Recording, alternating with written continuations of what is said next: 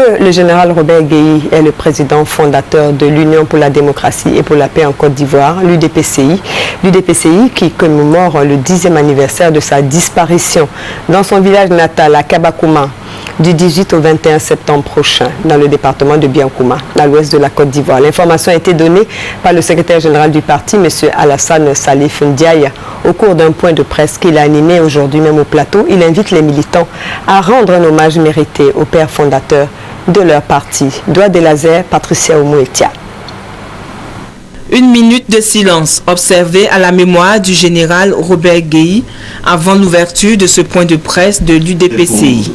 Le 10e anniversaire de la mort de Robert Gueye, ex-chef de l'État de Côte d'Ivoire, sera célébré par sa famille politique le 19 septembre prochain. C'est ce qui ressort du point de presse animé par le secrétaire général de l'Union pour la démocratie et la paix en Côte d'Ivoire, Alassane Salif Ndiaye.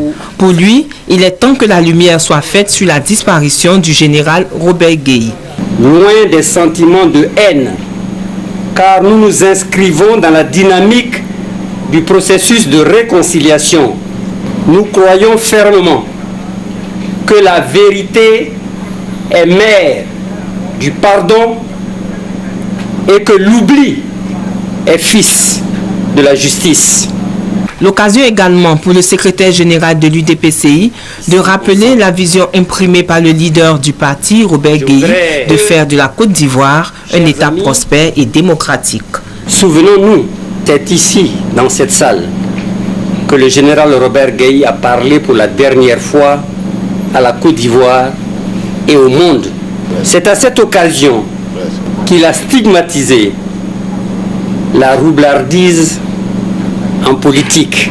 Les festivités marquant le 10e anniversaire de la mort du général Robert Gueye vont se dérouler par des prières et des veillées de recueillement à Abidjan et à Kabakouma, son village natal, du 18 au 21 septembre 2012, au thème desquels la famille biologique et politique du général Gueye entend saisir la juridiction compétente afin que les auteurs du crime soient connus.